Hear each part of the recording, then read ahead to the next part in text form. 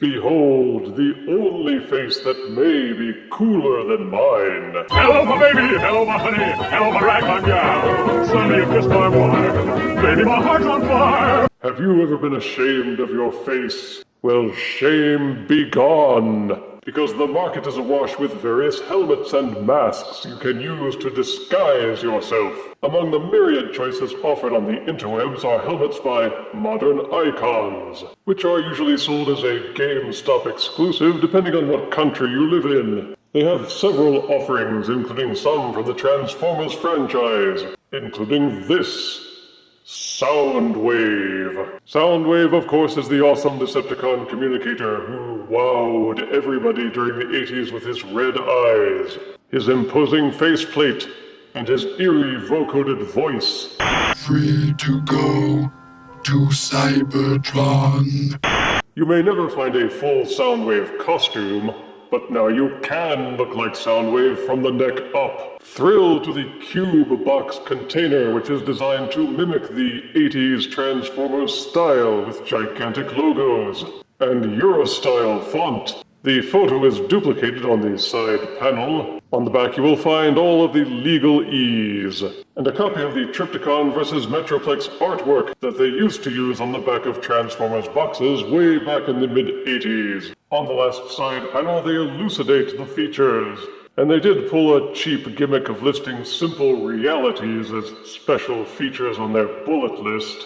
For example, the first bullet is a GameStop exclusive, but we knew that already. Ditto for the second, which declares this to be a helmet inspired by Soundwave. Duh. And this bullet tells you that you need 3 AAA batteries. That's more of a chore than a feature. But enough of this box. Let's get it open and unleash the glories within. Out of box, the GameStop Modern Icon Soundwave helmet comes with an instruction manual, and also this plastic bag, with 3 cushioning pads inside them that have adhesive backs, meant to stick on the inside of the helmet and take some of the weight off of your head. And this is the helmet itself, and it does indeed look like Soundwave's faceless head from the original TV show. It's about 12 inches square, top to bottom, left to right, making the helmet almost as box-like as his box. But no mere box can pull off this degree of 80s awesome. Other novelty helmets from the Bayverse movie franchise were so choked with sculpted ridges that you could sometimes not tell what you were looking at. But there's no mistaking this Soundwave. Some might call the design simple, but there's an elegance to simplicity when it's done right. Soundwave has the crest atop his head, which looks like a miniature version of the Decepticon insignia.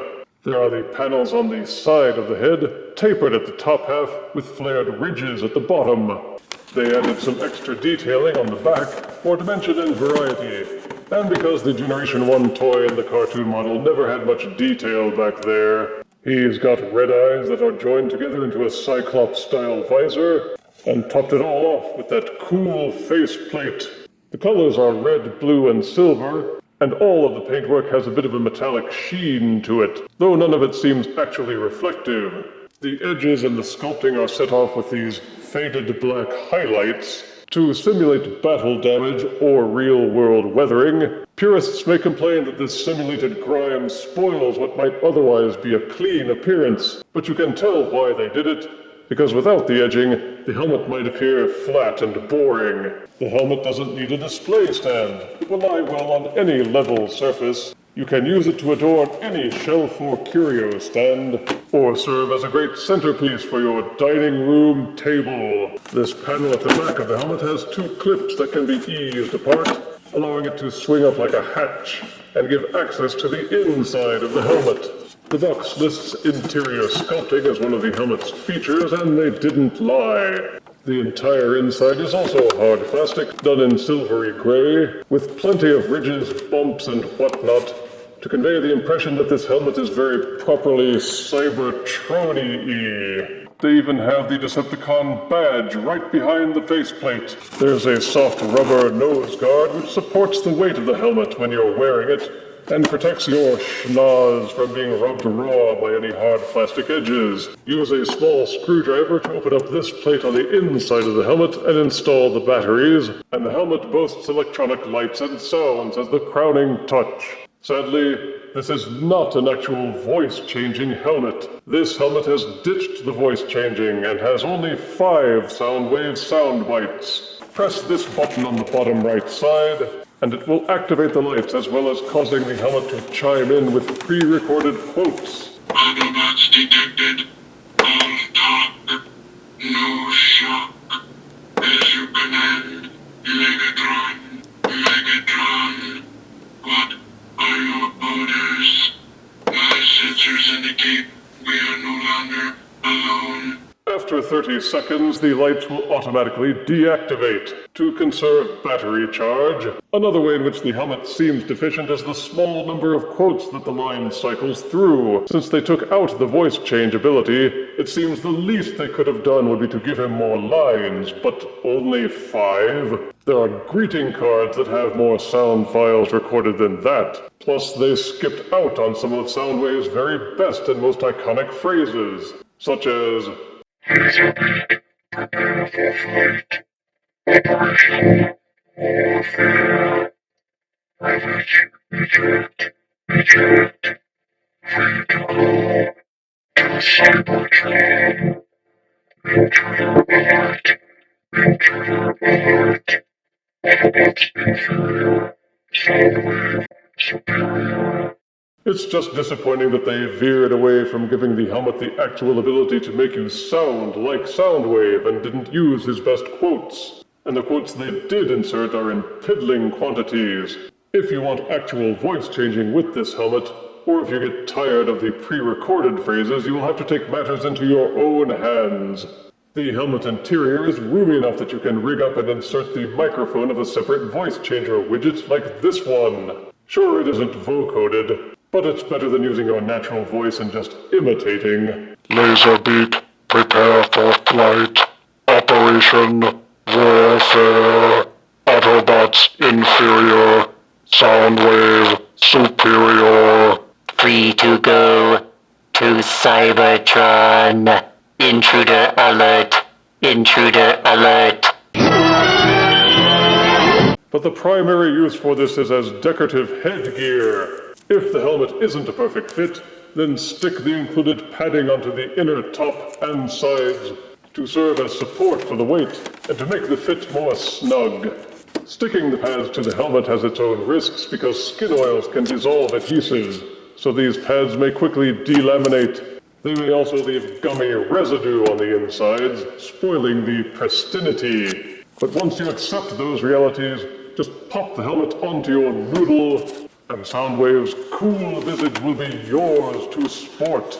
Amaze your friends, amuse your enemies, baffle the clerks in any drive-through window. If your parents always act like they're disappointed with your life choices, then wear this helmet at your next visit and prove them wrong. Starscream, what's up with Soundwave? I don't see any problem, Lord Megatron. Perhaps your observational skills are inferior. Dang it, Starscream, I'm serious. He's acting weird. Hello, my baby! Hello, my honey! Hello, my ragtime gal! Sonny, you kissed my wife! Baby, my heart's on fire! If you refuse me, honey, you lose me, then you'll be left alone, oh baby. Telephone and tell me I'm your own. You see? Everything is perfectly normal.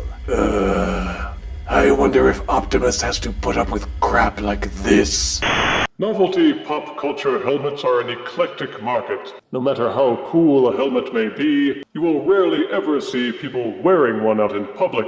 It's usually a thing for occasion like comic book conventions or other cosplay venues. As helmets go, the modern Icon's Gamestop Soundwave helmet is worth a look if you're in any way a fan of the character. Positives are that it looks and sounds like Soundwave. It's got good colors, good details, it's not too heavy, it has light-up eyes, some electronic sounds, and it looks awesome whether as headgear or just a display piece on your shelf. Negatives are that in the end, there are very few occasions when you would actually wear it. maybe as a gag at an office party, or if you go to a Comic-Con. Most of the time it will be collecting dust on your shelf. Some people may not like the black scorch marks. The LED lights are hard to discern in any room that is already brightly lit. You can see the wearer's eyes through the visor, which spoils some of the illusion. You almost have to use the padding to keep the weight of the helmet from mashing your face. There are only 5 included phrases, which you are bound to get tired of very quickly. And given that companies have already proven that they can do excellent voice changer helmets, it's disappointing that modern icons didn't even seem to bother trying. The helmet is excellent,